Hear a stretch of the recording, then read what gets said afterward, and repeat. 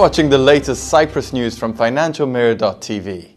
The Cyprus government released a new stimulus package worth €300 million to accelerate the growth rate of the local economy and to maintain unemployment at low levels.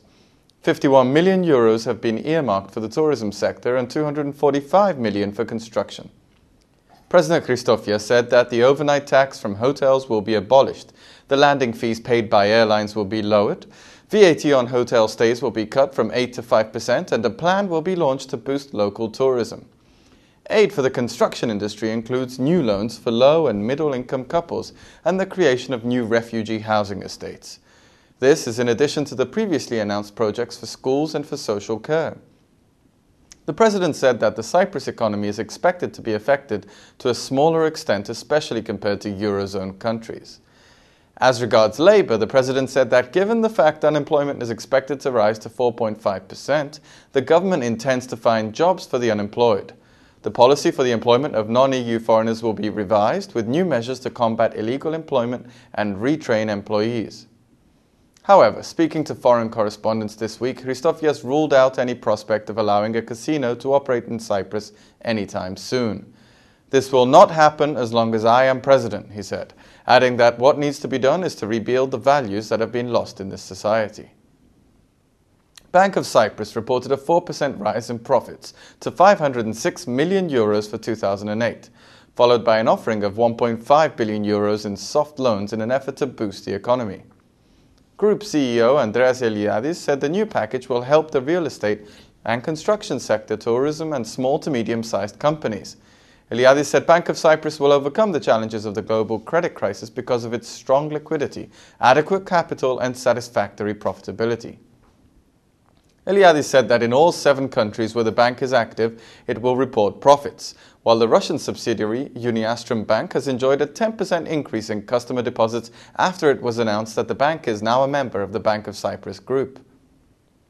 The Nicosia Chamber of Commerce wants to see the capital regain its crown as the primary venue for conferences, calling on the government to revive the International Conference Centre and develop the abandoned Philoxenia into a 5-star hotel by 2012. The Chamber's president said that data from the Cyprus Tourism Organisation suggests that the capital could do with another luxury hotel. The development of the Eleftheria Square project is proceeding as planned and will be completed on time, while the development at the old GSP Stadium will include a park and underground parking for 2,000 cars. The inflation rate in Cyprus fell for a 6th consecutive month in January, reaching just 1.1% compared with January 2008. The inflation rate peaked at 5.6% in July 2008 but has since been falling, mainly as a result of lower oil prices. A slowdown in the general economy could also have been behind the 5.3% drop in clothing and footwear prices compared with the same month for 2008. January is normally a period for sales, therefore a drop in prices is normal. However, the fact that prices were considerably lower than in the same period of last year shows how steep the cuts have been. Trips abroad by residents of Cyprus rose by 12% in 2008 to 1.2 million, compared with 1.08 million in 2007. This was a much better performance than tourism arrivals, which fell by 0.5% to 2.4 million. The country most visited was Greece, with trips reaching 447,000, marking a rise of 1.9% compared with 2007. Trips to the UK, the second most popular destination, rose by 13.6% to 246,000. The data shows that 64% of trips were for holidays, while 22% were for business purposes. There was a major disagreement between the EU and the Cyprus government regarding the percentage of absorption of EU funds during the 2000-2006 period. On Thursday, the European Commission said Cyprus had absorbed €46.2 million, or 84% from the EU community funds. Cyprus government spokesman meanwhile said that Cyprus had absorbed 100% of the funds, or €55.2 million, with 70 projects completed and already financed.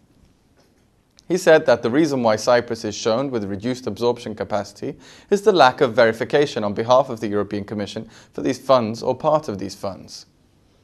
The EU Commissioner announced that more than €38 billion was paid out to member states in 2008 through the European Union's structural and cohesion funds. The total funding allocated to the member states over the period 2007-2013 amounts to €347 billion. Thank you for watching FinancialMirror.tv.